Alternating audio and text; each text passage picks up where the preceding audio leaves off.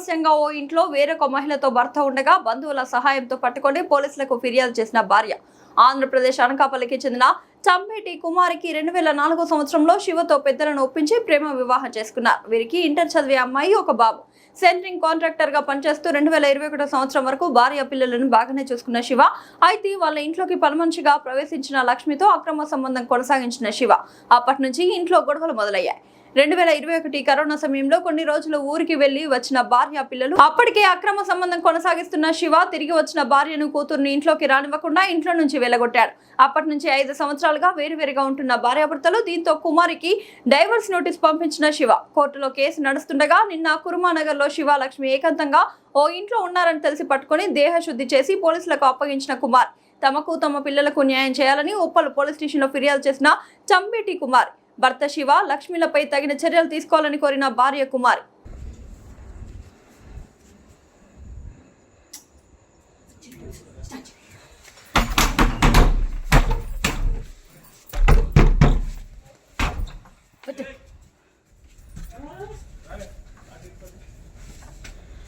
తీసుకోనండి sir. Sir రండి sir పైకి.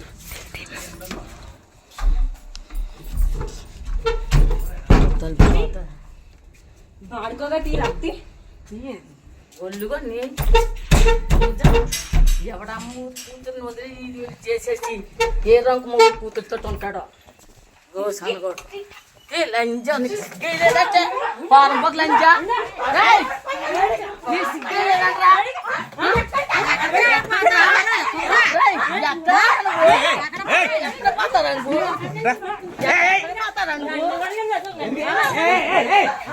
ఎక్కడ పోతావు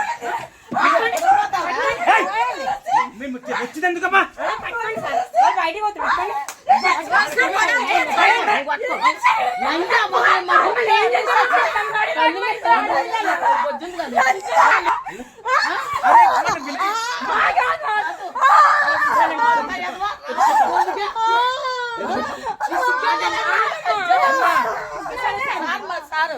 ఎందుకు పిలిచారు? మనం ఏం చేస్తాం?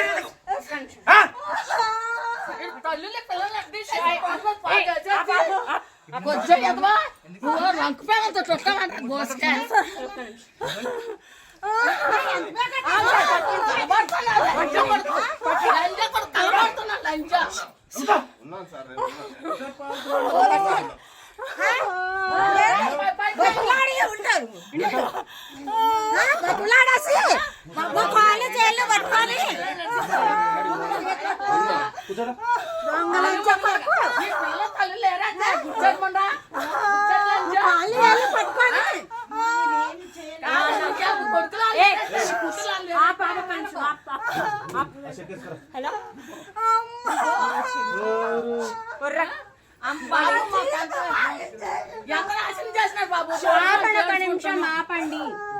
ఆపండి ఒక నిమిషం.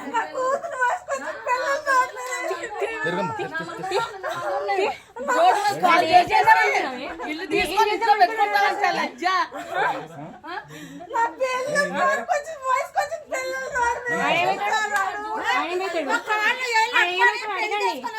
ఏమైతాడు నీకు? ఏమైతాడు? ఆడపిల్ల తెలుసానే? ఏం చేద్దామంటే నీ కొడుకులేరా? నీ కొడుకులే మొగుండేనా?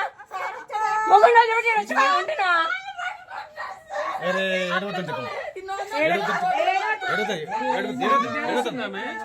మీకు కాల్ చేసింది మేము ఎందుకు?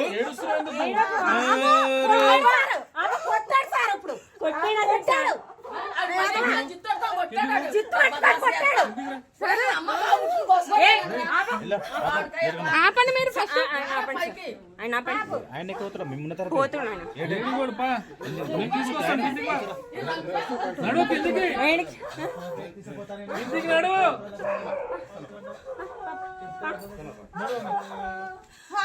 మా పిల్లకి న్యాయం జరిగింది. అక్కడ మా పిల్లలు మా గుడ్డలో రాయెట్టాడు.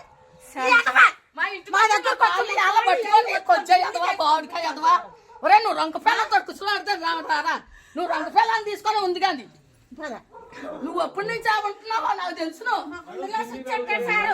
ఒక మా తల్లిని పిల్లకి పిల్లలు అన్నం సార్. చేయండి. మీకు నాది ఒక ఆడపిల్ల ఉంటుంది సార్. మమ్మల్ని రోడ్ మీద వేసిండు. స్టెప్ వేసినాం సార్. ఇదంటావు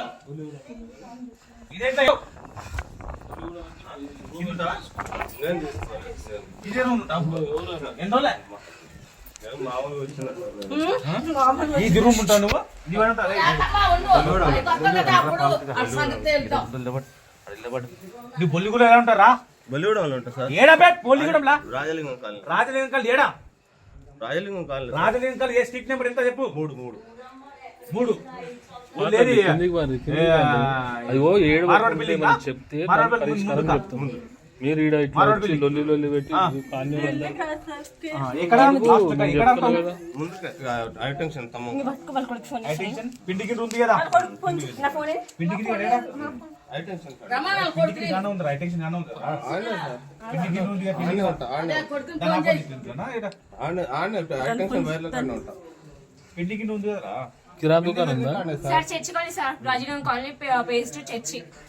మాత్రం తెలుసుకోవాలా? మీకు తెలుసు కదా ఏం ఆడుంటాడా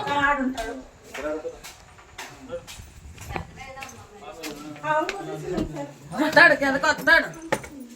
కిందకు వస్తాడు. భార్య పిల్లలు వచ్చేసి ఆమెతోటే ఉంది నాకు. కేసు నడుస్తుంది సార్. కేసు నడుస్తుంది ఇట్లా ఉన్నా కరెక్టా సార్. చెప్తాపా, దాని పరిష్కారం మీరు చెప్తాపా. నడు మీరు ఇప్పుడు వాళ్ళ ఇంటికి మీరు ఎడికెళ్ళి వచ్చారు? మేము ఇక్కడ ఉంటాం సార్. ఉప్పల్లోనే మా ఇంట్లో మా ఇంటికాడ మేము పొలిగొడ్లో మా హాస్పిటల్లో కిందికి రండి. నడువు తల్లి, ఏడి బాగా నడువు. అమ్మ నడవండి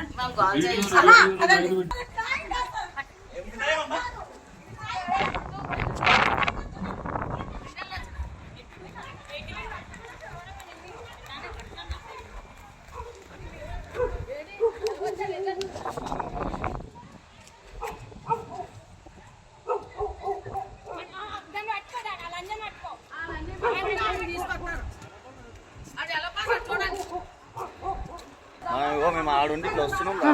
కొట్టుకున్నాడు. ఇంకేమైంది? ఓడాడు. వైఫ్ని వదిలేసి వేరే వైఫ్తో ఉంటున్నాడు. కొంచెం ఉన్నదంతా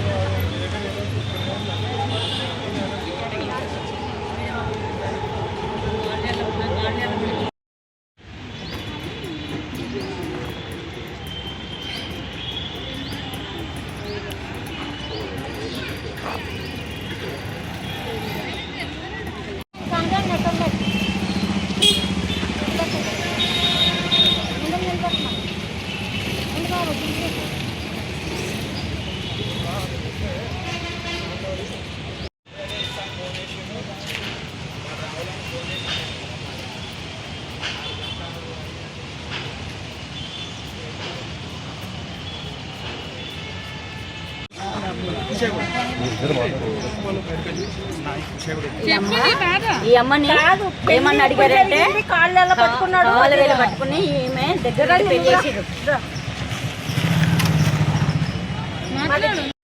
ఇక్కడ మాట్లాడమన్నా ఇక్కడనేనా?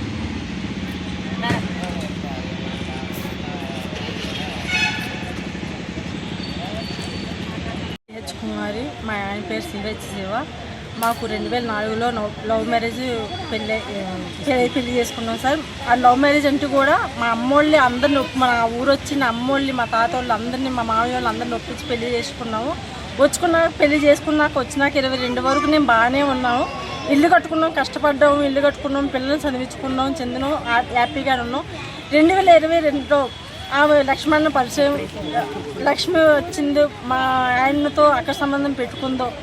అప్పటి నుంచి నన్ను కొట్టడం చేయడం, నన్ను కొట్టమండం, తల పగల కొట్టమండం చేయడం, నన్ను బయటకు గింటడం, బట్టలు ఇష్టాసారం చింపాడు, ఎక్కడంటే అక్కడ కొట్టడం చేయడం చేశాడు. రోడ్ల మీద బట్టలు నన్ను ఈడ్చి కొట్టాడు.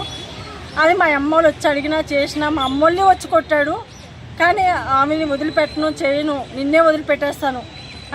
నా కులాలు ఎత్తి నన్ను ఇబ్బంది పెట్టి, నా పిల్లల్ని ఇబ్బంది పెట్టి, పిల్లోడు నుంచుకున్నాడు, పిల్లల్ని పంపించేశాడు, పిల్లలు చదువు ఆపిచ్చేశాడు.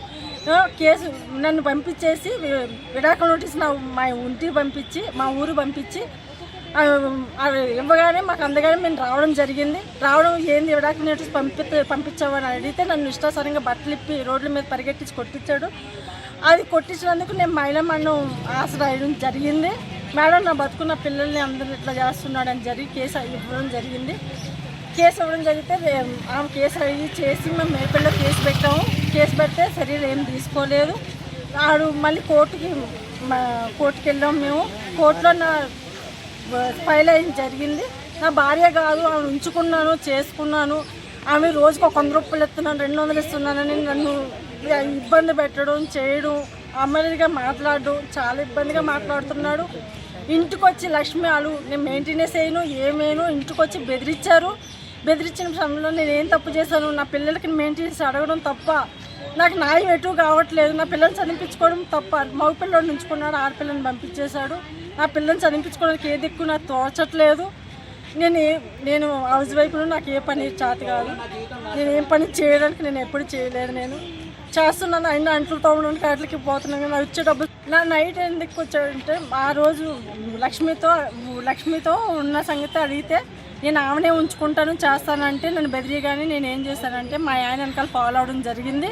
మా ఆయన ఆమె ఒక ఇంట్లో ఉండే రెడ్ హ్యాండ్గా పోలీసు వాళ్ళు తీసుకొని వెళ్ళి పట్టుకోవడం జరిగింది.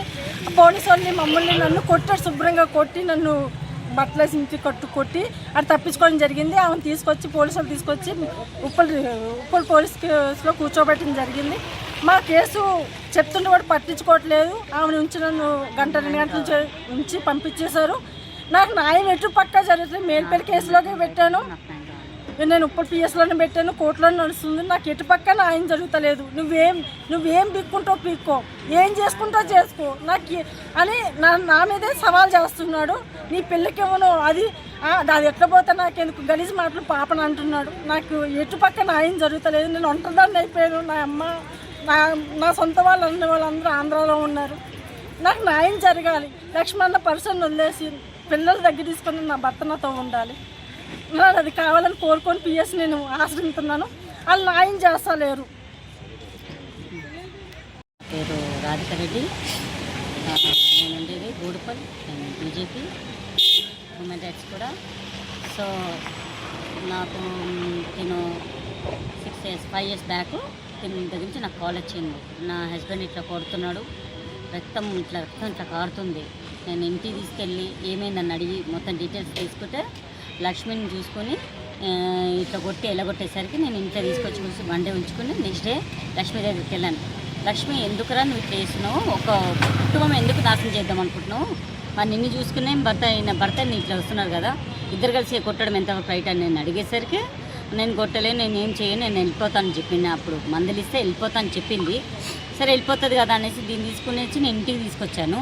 ఇంటికి తీసుకురాగా వెంటనే నాకు డివోర్స్ నోటీస్ వచ్చింది. అంటే కుమారికి డివోర్స్ నోటీస్ వచ్చేసరికి ఏంది నిన్న ఇట్లా అన్నారు, ఇప్పుడు నిమిషంలో ఇట్లా డివోర్స్ కోర్టు రావడం ఏంది, డివోర్స్ ఇవ్వడం ఏంది అనేసి నేనేం చేశాను, పిటిషన్ పిఎస్లో ఆల్రెడీ ఇచ్చినానండి, వాళ్ళు కేసు ఫైల్ చేయలేదు.